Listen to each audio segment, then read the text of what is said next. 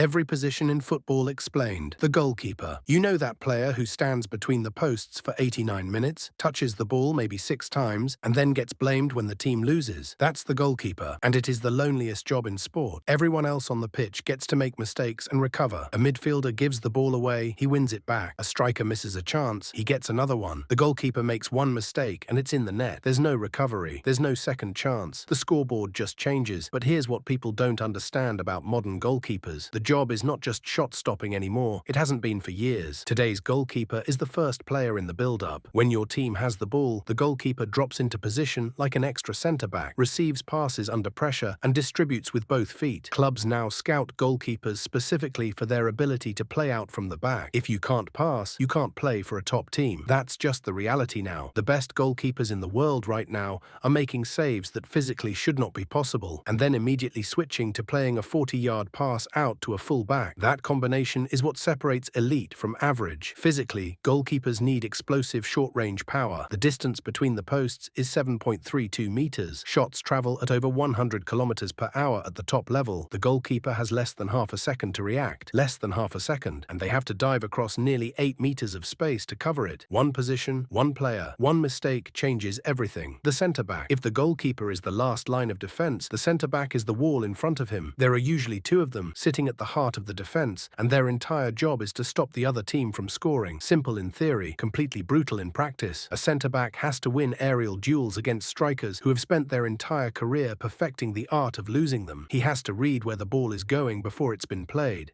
He has to communicate to every defender around him who picks up who holds the line, who steps, and he has to do all of this while someone is running at him at full speed trying to drag him out of position. The modern centre-back also has to be comfortable in possession. This is non-negotiable now. Teams press high, which means the goalkeeper plays it to the centre-backs under pressure, and the centre-backs have to break that press with a pass or carry. 20 years ago, a centre-back could just launch it long. Now you do that without a reason, and you're getting substituted. The best centre-backs in the world have 2 completely different personalities. One is the dominant aerial presence, the player who wins every header, every duel, who defends with pure physicality and makes it look effortless. The other is the ball-playing centre-back, the player who drives forward with the ball, plays passes into tight spaces, and essentially acts as a midfielder from a defensive position. The very best are both. The full-back. This might be the most misunderstood position in modern football. Ask someone to name a full-back 30 years ago, and they'd describe a defender who stays wide, tracks wingers, and doesn't do much else. Ask someone now, and the answer looks completely different. The full-back, either left or right, is now one of the most complex roles on the pitch. In attack, they push forward and essentially become wingers. They overlap outside the winger to create a 2-on-1, or they underlap inside to arrive in the box for crosses. Some teams use inverted fullbacks who tuck inside into the midfield rather than going wide, giving the team an extra body in central areas while the winger holds the width. In defense, they drop back and protect the wide channel. Their job is to win their one-on-one battle against the opposing winger. If that winger gets past them, there's usually only the goalkeeper left, so the fullback has to be fast enough to get forward and contribute in attack, disciplined enough to recover when possession is lost, strong enough to defend physically against wingers, and technically good enough to deliver crosses and combinations. Fullbacks now get assists at the same rate as traditional attacking midfielders. Some of them score goals regularly, and yet they're still largely unappreciated unless something goes wrong. The best fullbacks in the world are also some of the most dangerous attacking players. The position evolved, and most people didn't notice. The defensive midfielder. Every great team has one, and most people who watch football casually have no idea he exists. The defensive midfielder, sometimes called a holding midfielder, sometimes a 6, sits in front of the defense and does the work that allows everyone else to play with freedom. His job is to break up attacks before they become dangerous. When the other team plays through the middle, he's the first obstacle. He reads the pass before it's made, steps in front of it, wins the ball, and immediately recycles possession to someone in a better position. He does this 30, 40, 50 times a game. He gets almost no credit for any of it. But here's what happens when you remove him. The centre-backs get exposed. The midfielders ahead of him have to drop deeper to defend, which means they can't contribute in attack. The whole structure of the team starts to fall apart. You don't realize how important the defensive midfielder is until you watch a team without one trying to hold their shape. It's chaos. The best defensive midfielders are elite at reading the game. They don't need to be the fastest or the strongest, although being physically strong helps enormously. What they need is positional intelligence that feels almost impossible to coach. They're always in the right place at the right time, and it looks effortless because they positioned themselves before the problem even existed. Some teams play 2 of of them together. Some teams play one pure defensive midfielder alongside a more dynamic partner, but every team that wins anything has this role covered. The box-to-box midfielder. This is the engine of the team. The box-to-box midfielder does everything. He defends when his team doesn't have the ball, works tirelessly to win possession back, and then drives forward when his team attacks, arriving in the penalty area to score or assist. He covers more ground than almost anyone on the pitch. In a 90-minute match,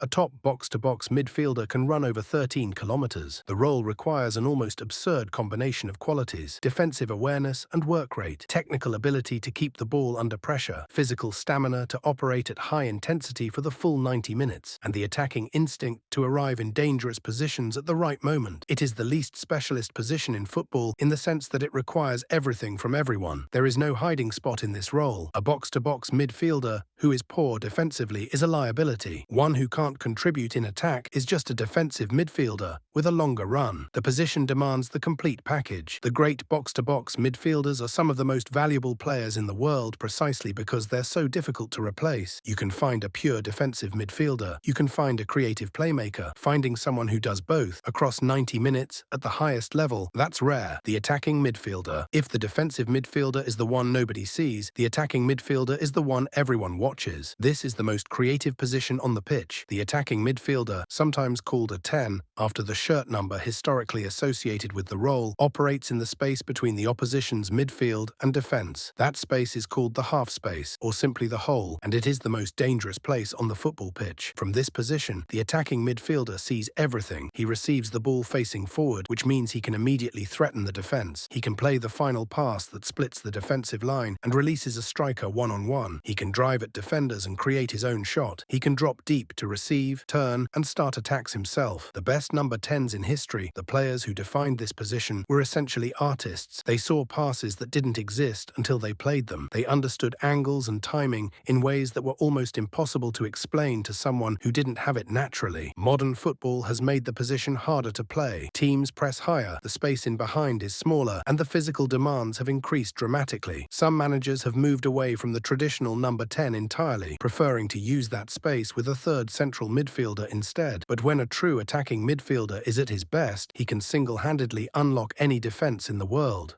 The winger football's entertainers. The winger plays wide on either side of the pitch, and their primary job, at least traditionally, was to take on defenders one-on-one, beat them, and deliver crosses into the box for the striker. Modern wingers work differently. Most top teams now use inverted wingers, right-footed players on the left side, left-footed players on the right. Instead of hugging the touchline and crossing, they cut inside onto their stronger foot and shoot, or play combinations in the central areas. This creates a completely different defensive problem. A traditional winger, you defend by pushing him toward the touchline, away from goal where he can only cross. An inverted winger cutting inside is running directly toward goal. The defender has to choose between tracking him infield, which opens space behind for the fullback overlapping, or holding position and letting him shoot. There's no good option. The best inverted wingers exploit that dilemma relentlessly. Wingers also have to work defensively now. At the highest level, a winger who doesn't press is a liability.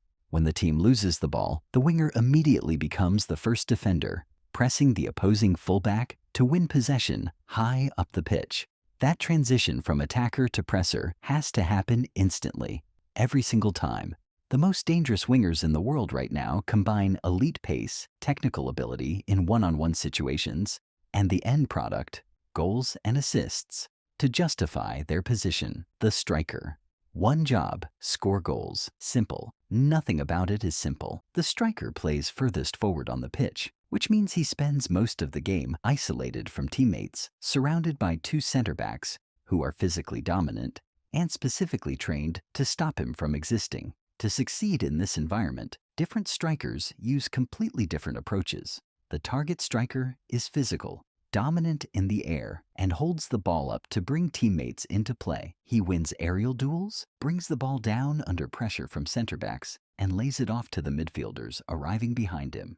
He might not score 30 goals a season, but he makes the entire team function. The poacher operates in the opposite way. He barely touches the ball during the game. He makes runs, times his movement to stay on the edge of offside, and waits. One chance. That's all he needs. He puts it in the net, and walks back to the center circle. Efficiency is his entire game. The pressing striker does something different again. His primary job when the team doesn't have the ball is to press the opposing goalkeeper and center-backs, forcing them into mistakes high up the pitch. His goals come partly from his own quality and partly from the chaos his pressing creates. And then there's the false nine, a striker who drops deep into midfield to receive the ball and create rather than finish. This pulls center-backs out of position, creating space behind them that midfielders and wingers can run into. It disorients the entire defensive structure of the opposition. The greatest strikers in history have scored goals in ways that seemed physically impossible.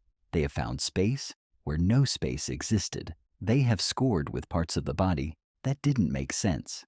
They have scored in the biggest moments, under the most pressure, when everyone in the stadium knew exactly what they were trying to do. And they did it anyway. One position, one job, and the most celebrated athletes on the planet play it. How it all fits together. Every position on this list exists because of every other position. The striker needs the winger to create.